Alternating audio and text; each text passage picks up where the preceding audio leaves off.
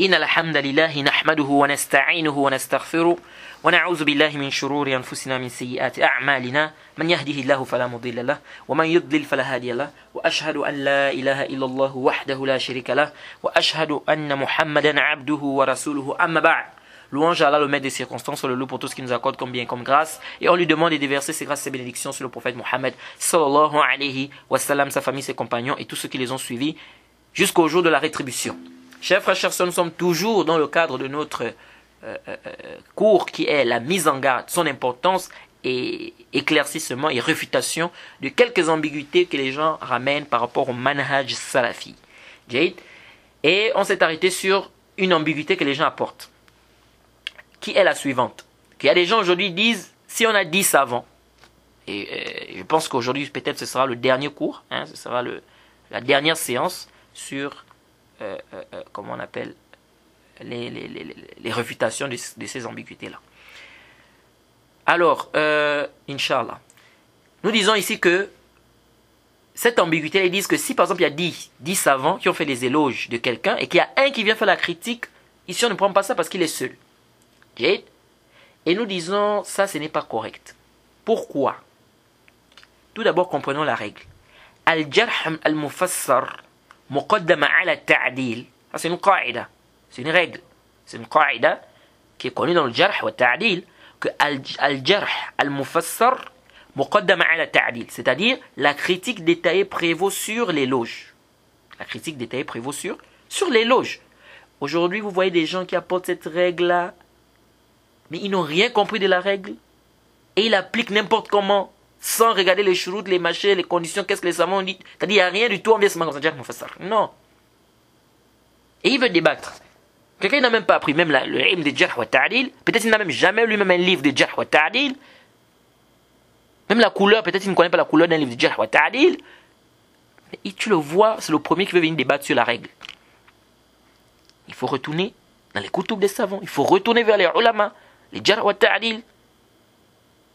C'est pas toi qui viens maintenant aujourd'hui, tu apportes tes afkar, qui t'a précédé dans son, ne sait pas. Jade, je disais tantôt que la critique détaillée prévaut sur l'éloge. Pourquoi? C'est une règle qui est connue. Tout simplement parce que l'éloge, c'est une négation. Ici. Quelle négation? Négation de critique. Jade, c'est-à-dire l'éloge, c'est une négation de critique. Lorsqu'on fait par exemple des éloges de quelqu'un, ou bien des éloges à quelqu'un, cela voudrait dire quoi? Cela voudrait dire qu'on n'a pas vu en lui des choses qui peuvent empiéter sa crédibilité. Donc c'est comme si on infirme cet aspect-là. On dit non, on ne connaît pas de mauvaises choses en lui, par exemple. Est-ce que vous voyez? C'est ça en fait l'éloge. Quand on fait l'éloge, c'est-à-dire qu'on a vu en lui que du bien. On n'a pas vu quelque chose de mauvais qui peut empiéter sa crédibilité, etc. Jade? Donc on infirme le fait qu'il y ait des mauvaises choses qui peuvent empiéter sa crédibilité. On infirme ça. Or, la critique, par contre, la critique, c'est une affirmation. On affirme qu'il fait des mauvaises choses ou qu'il a des mauvaises choses qui peuvent empiéter sa crédibilité. Donc ici, on a quoi? On a une affirmation. Et la règle nous dit al-musbit muqaddam ala an-nafi. On nous dit l'affirmation prévaut sur l'infirmation. Celui qui affirme, sa parole prévaut sur celle qui infirme. Ou sur celui qui infirme. Pourquoi? C'est simple. Car l'affirmation a avec lui un ajout de science que l'infirmation n'a pas. Et donc celui qui sait est un argument sur celui qui ne sait pas. Cela veut dire quoi? Toi tu es par exemple, tu es un thiqa par exemple. Tu dis la voiture là, elle est belle, elle n'a aucun problème. Moi aussi, un exemple, moi aussi je suis un thiqa. Je viens, je dis, non, la voiture a un problème. Regardez les roues, il y a ceci, il y a cela. Regardez le capot, il y a ceci, il y a cela. Regardez derrière, il y a ceci, il y a cela. Donc, ici, on prend la parole de qui? Ta parole ou la mienne? On prend la mienne. Car d'abord, je suis digne de confiance. Toi aussi, tu es digne de confiance. Jade. Puis, je vous apporte une information que vous ne connaissez pas. Parce que toi, tu as dit, il n'y a pas de problème. Mais moi, j'ai vu un problème que toi, tu n'as pas vu. Maintenant, je te détecte, là, il y a un problème. C'est à ce niveau, à ce niveau, à ce niveau. Et donc, ma parole, on doit la prendre ça en considération. Pourquoi? Parce que moi, je vous ai apporté quelque chose que vous n'avez pas. Parce que le ta'dil, c'est quoi en fait? C'est que toi, tu ne connais pas en cette personne quelque chose de mauvais. Mais moi, je connais quelque chose de mauvais en lui. Et je te prouve que voilà, avec les dalils. Donc ici, on doit prendre ma parole. On doit plus dire non, mais il y a l'autre qui a quand même fait des éloges. Oui, l'autre a fait des éloges parce qu'il n'a pas vu quelque chose de mal. Mais l'autre, lui, il a vu des choses qui ne sont pas bien. Et il a prouvé cela. On doit prendre pour lui. Et c'est pourquoi on dit Al-Jarh mufassar muqaddama ala ta'dil. Vous avez compris maintenant pourquoi on doit faire procéder. Parce que le Jarh, il a ziyadatul ilm avec lui. Il a un ajout de science que celui qui a le ta'dil n'a pas. Donc on doit faire procéder ça, sa parole. Bien évidemment, il y a beaucoup de tafsilat là-bas dans les kutub de Jarh wa ta'dil que les savants expliquent. Bref. Donc ici, c'est ce qu'on retient, que le Jarh mufassar muqaddama ala ta'dil. Et donc, si on a compris ça, cela voudrait dire quoi? Que même si un savant est seul ici, on prend sa critique. Car ça reste un ajout de science que les autres n'avaient pas. Ils ont par exemple dit, on n'a jamais vu cette personne faire des bid'ah. L'autre vient, un savant vient et dit, moi je l'ai vu faire des bid'ah. Et il défend même les gens des bid'ah. Il soutient les gens des bid'ah. Voilà les preuves. Il ramène, il détaille. Ici on dit quoi? Ici on dit on prend sa parole les frères. C'est pas un menteur, c'est un siqa. On prend sa parole. Donc le jarh mufassar, même si le savant est seul, on ne doit pas dire non, il est seul contre 10, on ne prend pas. Non, on prend. On fait quoi? On prend. Bien évidemment, comme je dis, il y a avec les tafsilat comme les savants ont détaillé dans quoi? Dans les livres de jarh wa ta'dil. Mais ça, c'est de manière c'est ça la règle. Donc on ne doit pas venir dire non, on ne doit pas prendre parce qu'il est seul. Ça, c'est pas un dalil. Jade. Une autre question se pose, est-ce qu'il est obligatoire que la critique soit détaillée pour qu'elle soit acceptée? C'est une question qui se pose. Est-il obligatoire que la critique soit détaillée pour qu'elle soit acceptée? Parce qu'il y a des gens qui disent aujourd'hui, si la critique, il n'a pas détaillé la critique, donc je ne prends pas. On voit beaucoup des étudiants comme ça. On dit, mais tel cheikh a dit, mais il n'a pas détaillé, donc je ne prends pas. Ça, il faut faire attention ça. Al-Hafiz al-Iraqi, rahimahullah, dans son livre Muqaddima, dans son sharh du Muqaddima d'Ibn Salah, Ibn Salah, comme c'est une référence en matière de hadith, dans son livre Muqaddima Ibn Salah. Al-Iraqi, lorsqu'il a fait le sharh de ça, il a expliqué, il a dit quelque chose de très important. Il a dit que la majorité des savants, ils disent que la critique détaillée, c'est-à-dire il conditionne que la critique soit détaillée. Arju an tantabihu, suivez attentivement. Il dit la majorité des savants conditionnent que la critique soit détaillée. Jade. Et quand il dit la majorité, ça veut dire quoi? Ça veut dire qu'il y a un khilaf. Il dit la majorité des savants, ils disent que la critique soit détaillée. Il y a la majorité des savants conditionnent que la critique soit détaillée. À quel moment? Il dit si cela provient de quelqu'un qui n'est pas savant des causes de la critique et de l'éloge. Je reprends. Il dit la majorité des savants conditionnent que la critique soit détaillée à quel moment? Si cette critique-là provient de quelqu'un qui n'est pas savant dans les causes de la critique et l'éloge. Là, il faut qu'il fasse le détail, il faut qu'il détaille. Parce qu'il n'est pas... Pourquoi il doit détailler en fait? Parce qu'on doit voir. Parce que s'il n'est pas savant des causes de la critique et l'éloge, ça veut dire qu'il pourra faire une critique, en fait, qui ne fait pas partie des causes qui peuvent empiéter la crédibilité de quelqu'un. C'est-à-dire, il peut faire une critique qui n'a rien à voir, c'est-à-dire qui ne fait pas partie de quoi? Des causes qui sont connues dans le jarh wa ta'dil, que ça fait quoi? Ça fait tomber la personne, mais ça empiète sur la personne. C'est pourquoi ils ont conditionné que ici la critique doit être détaillée. Pourquoi? Parce que lui ne connaît pas les asbab des jarh wa ta'dil. Comme il ne connaît pas les asbab, les causes du jarh wa ta'dil, ici on lui demande de détailler sa critique. Pour qu'on regarde, pour que les savants qui connaissent regardent, qu'est-ce que ça vraiment ça tient pour faire la critique, est-ce que ça tient ou ça ne tient pas. Il faut faire attention les frères. Donc ça c'est ça. Par contre, Al-Hafiz al-Iraqi dit, par contre, quand il s'agit d'un savant qui connaît les causes de la critique et l'éloge, il connaît les asbab qui empiètent sur quelqu'un, sur la crédibilité de quelqu'un, etc. Il connaît ça. Ils disent ici, on accepte sa critique, même si elle n'est pas détaillée. Même si elle n'est pas détaillée, on prend sa critique.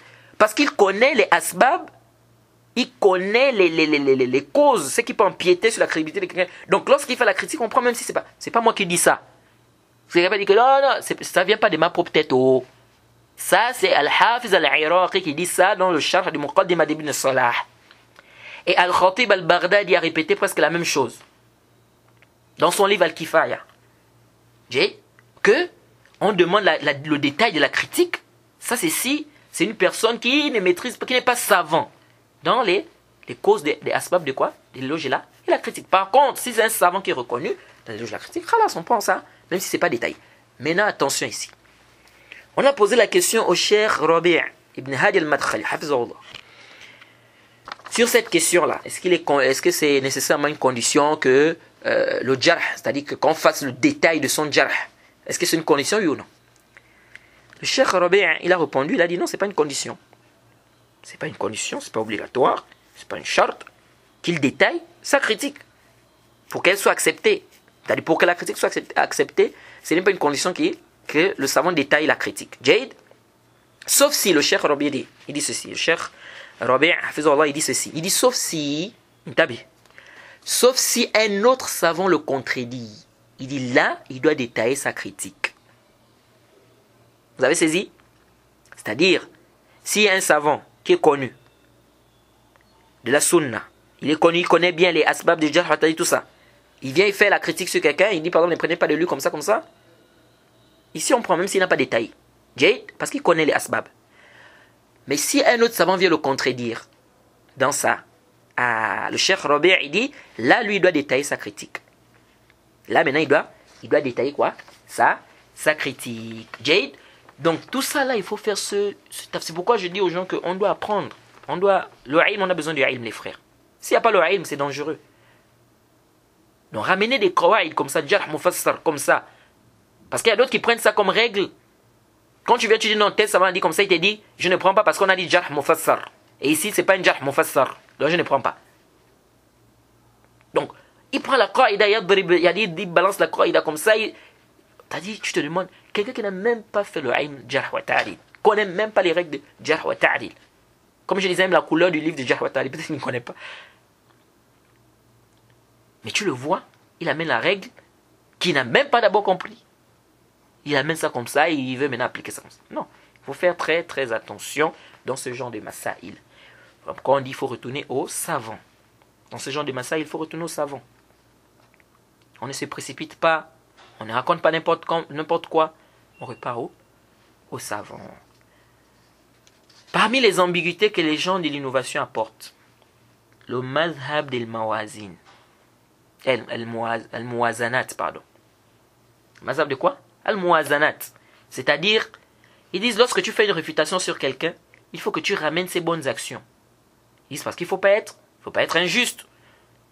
Si par exemple la personne a fait des efforts, il a fait des bonnes choses, et que tu veux réfuter, il faut d'abord ramener ses efforts. Donc si tu fais la réfutation, tu ramènes d'abord, tu dis le frère là, machallah, il fait ceci, il est bien, il fait comme ça, il a fait, avant de réfuter. Nous disons, Hada qawlun batil. C'est une parole qui est batil. C'est pas nécessaire. Je peux ramener ça. Je peux ramener les bonnes choses qu'il a eu à faire et tout. Il n'y a pas de mal. Mais c'est pas nécessaire, c'est pas une condition. C'est pas une condition que je ramène ça. Pourquoi? Car le contexte ici voudrait que je le refute. Pas de faire ses éloges. Et puis le prophète n'a pas conditionné ça. Ni les salafs. Il faut lire même les livres des Ruwat. Vous trouvez dans les livres des Ruwat, les livres même de Jarh wa Ta'dil, vous trouvez un savant qui dit Fulanun da'if, Fulanun kadzab, Fulanun sayil hifz. Il a akhiri. Et tous les baroques. Il vient dire celui-là il est faible, celui-là c'est un menteur, il a une mauvaise mémorisation. C'était un murji. Et bien lui là il faisait partie des Qadariya. Ou il faisait partie des Khawarij. Vous trouvez ça dans les kutub de Jarh wa Ta'dil plein. Mais est-ce qu'ici là, vous allez voir, il a amené les bonnes actions. Vous pouvez trouver, il y en a parfois on cite qui faisait ça, ils étaient bien. Par exemple, on va dire par exemple, dans le Coran c'était un imam, mais malgré ça il avait il est tombé dans tel bida par exemple. Il va par exemple dire non, celui-là avait une mauvaise mémorisation, mais dans ce domaine-là il était bon, machin. Bref, Vous pouvez trouver ça. Mais parfois, vous trouvez aussi, on n'amène pas ce qu'il a fait. Vous pensez que ces rapporteurs-là, quand on dit il était faible, ou c'était un menteur, ou bien il avait une mauvaise moelle, ou bien il faisait partie des Mourji, ou bien il faisait partie des Mourji, ou bien il faisait partie des Qadariya, ou bien des Khawarij. Vous pensez que vous êtes sûr que dans toute sa vie, il n'a pas fait quelque chose de bien? Il est possible qu'il ait fait quelque chose de bien. Mais pourquoi ces savants n'ont pas amené ça? Donc, ce n'est pas une condition. Donc, on peut ramener comme on peut ne pas ramener ce qu'il a fait de bien. Donc, ce n'est pas une condition. Pourquoi? Parce que ici, le contexte ici, c'est quoi? C'est qu'on veut connaître est-ce qu'il est digne de confiance ou pas. C'est ça le contexte ici. C'est-à-dire, on veut savoir c'est un menteur ou c'est pas un menteur. Non, j'ai dit c'est un menteur. Ce n'est pas nécessaire pour moi que je ramène ses bonnes actions. Non. Quelqu'un a fait des erreurs. Le contexte, il veut que je refute ses erreurs. Ce n'est pas une condition pour moi ici de ramener quoi? Ses bonnes actions. Ici, ce qui est voulu ici, c'est que je dois réfuter ce qu'il a eu à faire. Et comme disait le Cheikh Fawzan, ce qui est obligatoire pour toi, c'est de réfuter ce qu'il a eu à faire. Ce n'est pas de faire ses éloges, c'est pas faire ses éloges qui est obligatoire pour moi. Ce qui est obligatoire pour moi, c'est de réfuter l'erreur qu'il a eu à faire. Parce qu'ici, il est en train d'égarer les gens. Je suis là, je suis en train de voir comment il égare les gens. Et pire encore, si je suis par exemple la seule personne qui est là et qui connaît, qui a de la science par exemple, et qui voit comment il est en train d'égarer, c'est obligatoire pour moi de réfuter. Donc ce qui est obligatoire pour moi, c'est ça, c'est de réfuter, pas de faire ses éloges. Donc, venir conditionner, dire aux gens que comme, quand tu fais la réfutation, non, mais quand même le frère, il a fait des efforts, il a fait ceci, il faut ramener ça quand même. Non, c'est pas une condition que je ramène ça. Oui, peut-être il a vu, il a fait des efforts. Genre, on n'en disconvient pas. Mais ça ne devient pas maintenant une condition pour moi si je veux réfuter cette personne de ramener quoi? Ses bonnes actions. Donc quand vous regardez les salafs, ils ne se comportaient pas comme ça. Regardez les koutoub des salafs. Lisez. On peut ramener. On n'a pas dit que c'est interdit. On peut ramener. Je peux commencer avant de réfuter. Oui, le frère, machin, là, il fait des efforts. Voilà, il a fait telle chose, c'est bien. Je peux. On n'en discute même pas. Mais de là, mettre ça comme condition, comme les savants disent, mais là, mettre ça comme condition, il faut, ou bien de prendre ça comme étant une erreur. Parce qu'il y a d'autres qui ont pris ça comme étant une erreur. Ils pensent que si tu fais une réfutation sans ramener les bonnes actions, les bonnes choses que tel ou tel a fait, pourraient considérer ça comme étant une erreur. Hein. Et ça, c'est dangereux. Qui vous a précédé dans ça? Donc, ce mazhab-là des muazanat-là, ça, c'est barté. Okay? Parce que les savants, les salafs ne conditionnaient pas cela. Alors,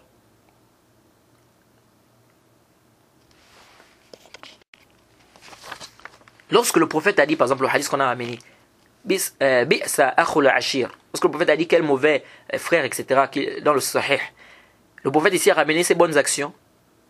Ce qu'il a dit, c'est un mauvais frère, mais il a quand même des bonnes actions, il fait ceci, il fait cela. Non. Pourquoi? Parce que le contexte ici veut, le prophète voulait ici mettre en garde contre quoi? Son comportement. Donc c'est pas nécessaire ici que de ramener quoi? De ramener ses bonnes actions à chaque fois que tu veux faire quoi? Une réfutation à quelqu'un. Ou bien chaque fois que tu veux faire une mise en garde. Donc, il ne faut pas embrouiller les gens ici. Il faut amener les gens des falsafat. Ça, c'est pas une condition, ça.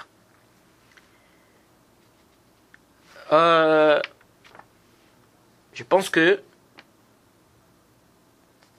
on a un peu essayé de faire le tour. Comme je vous ai dit, parler sur le manhaj salafi, c'est très long, car il y a beaucoup de choses à dire. Mais j'ai voulu éclaircir ici certains points, car il y a trop de chanchana wa dandana que les gens de l'innovation ramènent concernant le manhaj salafi. Ramènent des ambiguïtés pour détourner les gens. Et parfois même, parfois c'est même des gens qui se réclament d'être des gens qui suivent la sunna, d'autres même se réclament d'être des salafis, et parfois qui tombent dans ce genre d'erreur-là. Vous voyez? Et ça, c'est dangereux. Donc, il faut vraiment qu'il y ait un bayan, un éclaircissement, que les gens comprennent. Donc, c'est ce qui m'a poussé à faire ça, que les gens comprennent bien. C'est quoi quand on dit qu'on est salafi? C'est quoi le manhaj salafi? La salafia, c'est quoi? Les mises en garde, quelle est l'importance des mises en garde dans la religion? Pourquoi on doit faire des mises en garde? Ça ne fait pas partie de la médisance. C'est une adoration. Et c'est même obligatoire, comme Cheikh Islam Temi a dit, par consensus des savants. Donc, en résumé, les mises en garde font partie de la religion. Et c'est obligatoire. Comme a dit le Cheikh Islam Ibn Taymiyyah. Ça ne fait pas partie de la médisance. Et on ne doit pas toujours percevoir la mise en garde comme étant de la jalousie ou l'humiliation. Non, c'est une adoration. Et aussi, je donne un conseil.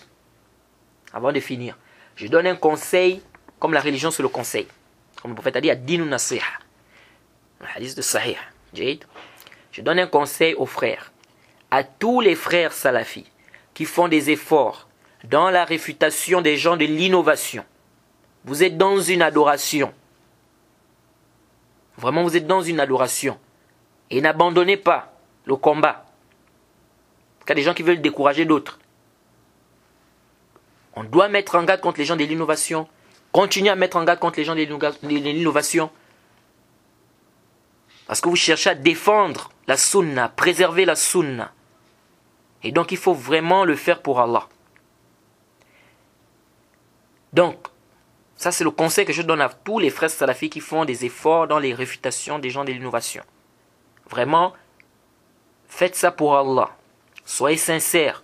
Recherchez la satisfaction d'Allah subhanahu wa ta'ala, pas des hommes.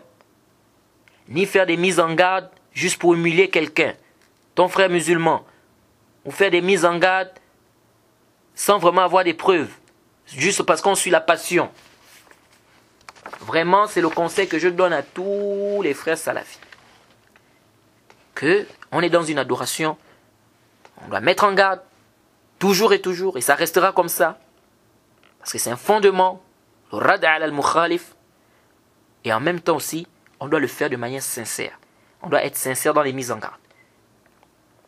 On le fait pour Allah subhanahu wa ta'ala. On recherche l'agrément d'Allah subhanahu wa ta'ala. Et on le fait pourquoi? En guise de conseil pour la communauté. Pour que les gens ne tombent pas dans des déviations. Pour que les gens ne suivent pas des égarements. Ça, c'est des intentions qui doivent nous animer quand on fait des mises en garde. Que c'est une adoration, on le fait pour Allah subhanahu wa ta'ala. On le fait pour le bien de nos frères. On met en garde contre des innovations.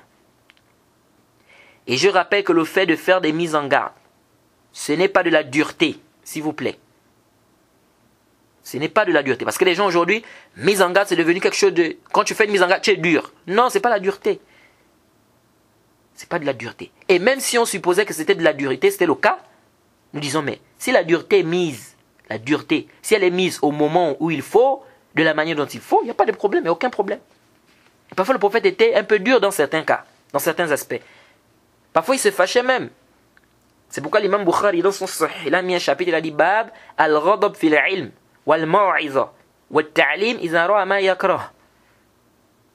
Il a dit chapitre, le fait de se fâcher dans la science, ou dans les exhortations, dans l'enseignement, s'il voit quelque chose qu'il déteste ou qui est détestable. Il a ramené un hadith, etc. Oui. Donc, pour dire quoi? Que le fait d'être dur, parfois la situation exige qu'on soit aussi dur. Donc, ne voyons pas la dureté aussi dans toujours quelque chose de mauvais, non. Parfois, il y a des cas qui nécessitent la dureté. Et le fait même d'être laxiste sur ce point-là, peut-être c'est même ça qui doit être même réprimandé. Est-ce que vous voyez un peu? Et puis moi, je dis souvent, comme disait le cheikh Rabi' Hafizullah, il disait que si les gens regardent, il disait il y a des gens qui disent qu'il est trop dur, qu'il est mutashaddid, qu'il est comme ça. Il dit mais si les gens repartaient au salaf, comment les salafs se comportaient avec les gens de l'innovation, comment les salafs refutaient aux gens de l'innovation, il dit mais les gens ne devaient pas dire que je suis dur. Et fi'lan, si vous repartez, lisez les koutoub des salafs les frères. Si vous lisez les koutoub des salafs sincèrement, vous allez voir la manière dont ils étaient durs avec les gens de l'innovation. Mais vous allez dire que mais aujourd'hui, alhamdoulilah, vous allez dire qu'aujourd'hui même beaucoup des savants ne sont pas durs. Donc il faut on doit faire très très attention. De venir parler mal sur les savants, de faire le torn sur les savants, de raconter n'importe quoi. On sera interrogé au Mal-Khiyama. Il faut qu'on fasse attention. C'est pourquoi une fois, un frère qui me disait, il y a un frère qui a dit une fois, il dit les histoires des mises en garde que certains savants font aujourd'hui, là c'est des péchés. Ils sont en train de désobéir à Allah. Je dis subhanallah. Comment il peut dire des choses comme ça? Comment quelqu'un peut dire des choses? C'est-à-dire son aql est où? Ou c'est le hawa, ou c'est le jahl. Subhanallah. Donc là, faites très attention. Donc faire la mise en garde, c'est pas être dur, non. Et même si on supposait que c'était dur, si la dureté ici convient, il n'y a pas de mal. C'est pourquoi le cheikh Abdullah al-Bukhari, hafizallah, un jour on a assisté à une de ses conférences, il parlait, il a un peu fait une parenthèse sur le sujet de mutashaddid. Là. Quand on dit non, les mutashaddid. Il dit, mais dites-nous un peu. Informez-nous. Qui a divisé les gens en mutashaddid, mu'tadil, mutasahid? Ce n'est pas les gens des hadiths. Alors, si c'est les gens des hadiths, donc aujourd'hui, il n'y a que des mutashaddidoun. Et où sont passés les mutasahiloun? Est-ce que, ouais, aujourd'hui, quand tu fais une mise en garde, on dit que tu es dur. Et ça, c'est trop de dureté, il ne faut pas être dur. Jade. Bon, il n'y a que des gens qui sont durs seulement. Mais où sont aussi les gens qui sont laxistes? Donc, il ne te parle pas du fait que les gens sont aussi laxistes, hein, il ne te parle pas de ça. Lui, il te parle seulement de la dureté. Mutashadid. Mais il y a aussi les gens qui sont laxistes. Non, ils sont où les gens qui sont laxistes là? Et c'est pourquoi j'ai dit, si tu fais une mise en garde, et qu'on te dit non, tu es dur. Mais nous disons, ceux-là qui disent aussi qu'on ne doit pas faire des mises en garde, ne doit-il pas être appelé laxiste aussi? Hein? Vous dites non, Mutashadid, il est dur, Jade. Il est dur, non? Bon, les gens qui décident aussi, qui disent qu'on ne fait pas des mises en garde là, on ne doit pas les appeler laxistes, ils ne sont pas laxistes aussi. Mais parce qu'il faut bien, parce que vous prenez Mutashadid, ce sont les gens, les savants des hadiths qui ont divisé ça. Mais ils n'ont pas seulement mis Mutashadid, ils ont aussi mis les Mutasahiloun, ils ont aussi mis ceux qui sont laxistes, et ceux qui sont juste milieu. Donc il faut bien qu'il y ait aussi des laxistes aussi. Mais où sont-ils les laxistes là? Vous ne parlez pas de ces laxistes là? C'est seulement Mutashadid. Donc, ceux qui font les mises en garde, c'est Mutashadidoun. Bon, ceux qui refusent de faire les mises en garde, ce n'est pas des Mutasahiloun aussi. On doit les appeler comment? Oui. Donc, il faut qu'on essaie de quoi? De revoir notre manière de comprendre notre religion. La religion, elle est claire, les frères. Le prophète, comme il a dit, qu'il nous a laissé sur une voie qui est propre. Taraktum fikum amrain. Je vous ai dit ces deux choses. Vous n'allez pas vous égarer. Intamassaktum bihima. Il dit, je vous ai ces deux choses, si vous vous accrochez à ça, vous n'allez pas vous égarer. Le Coran et la Sunna. Donc l'islam est clair. Donc venez amener les gens des choses, on a des textes clairs qui montrent que la mise en garde existe. Que le prophète lui-même nous a mis en garde.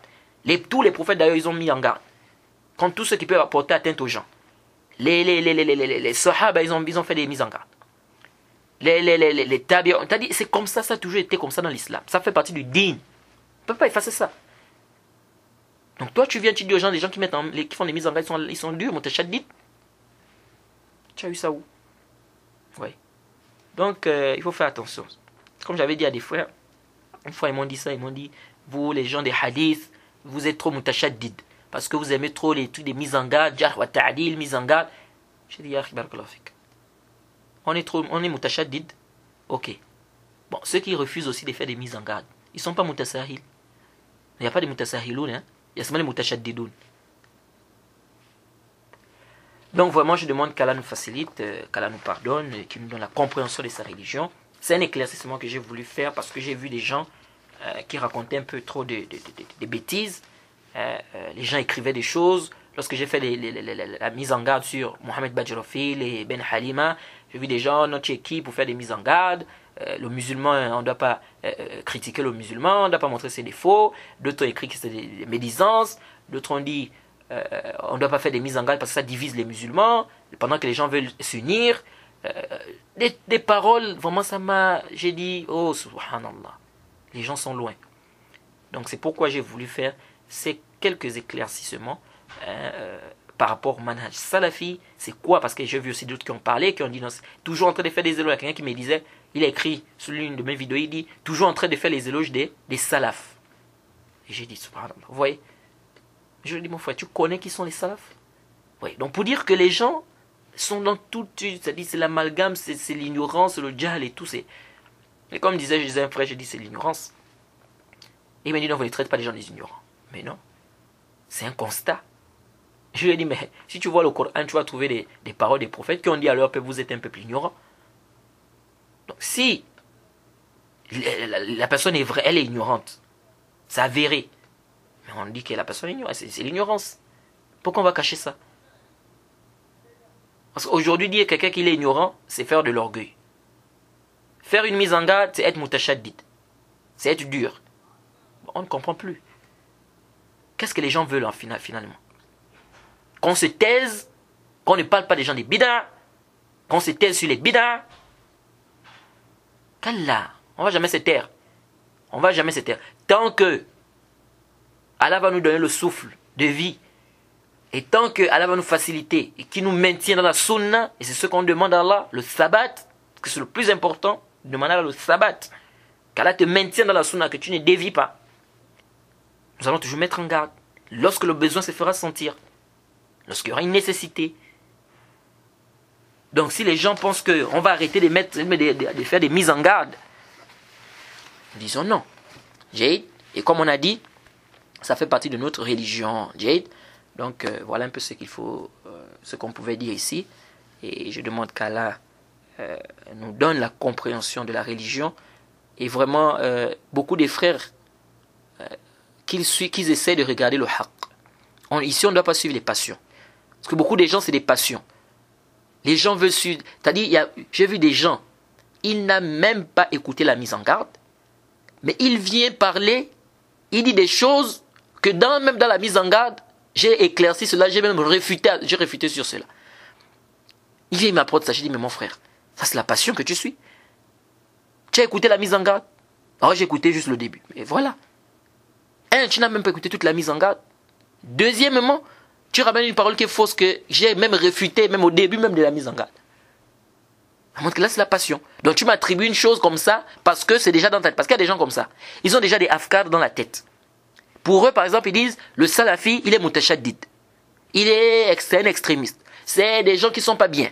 C'est des gens qui font le ta'assoub. C'est des gens qui sont des wahhabiyya parce qu'ils suivent trop Mohamed ibn Wahhab. C'est des gens qui suivent seulement l'Arabie Saoudite. Ils font le ta'assoub. Tout ça là, c'est des trucs wahhiya.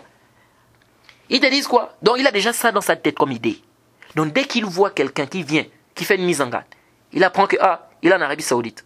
Ou bien il a dit salaf dans son dars. Ou bien il soutient les salaf. C'est fini. Il t'a déjà classé. Donc même s'il n'écoute pas ce que tu vas dire, déjà pour lui, il va même t'attribuer des paroles que tu n'as pas eu à dire.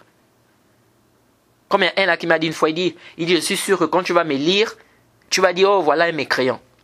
Il est contre moi, c'est un mécréant. Je dis, subhanallah. Nous sommes des gens qui combattons le takfir. Les gens de la sunna sont des gens qui combattent le takfir n'importe comment. Et puis toi tu viens, tu me dis que non, moi je vais te dire que tu es mécréant parce que tu n'es pas d'accord avec moi. Ça montre qu'il y a des gens déjà des préjugés. Et avec ces préjugés-là, ils balancent ça sur les gens n'importe comment. Et ça c'est dangereux. C'est très dangereux. Et je le dis, mon frère, il faut faire attention. Le takfir, ça a des dawabit, ça a des shurut. Dès que les shurut sont réunis, le takfir est fait. Et ce sont des grandes questions qu'il faut revenir vers les savants et tout. C'est pas tout le monde comme ça qui décide takfir. On combat le takfir. Et toi, tu viens me dire le takfir de manière anarchique, bien évidemment. Et toi, tu me dis non. Je suis en train de dire que quoi? Je vais venir te dire parce que tu es contre ce que je dis, je vais dire que tu es mécréant. Non. Donc les frères vraiment doivent laisser les passions à côté et essayer de quoi? Essayer de suivre quoi? Essayer de suivre le haqq, essayer de suivre les preuves, les dalil. Donc je ne m'arrête pas ici, je demande qu'Allah nous assiste largement et qu'il nous aide, qu'il nous facilite.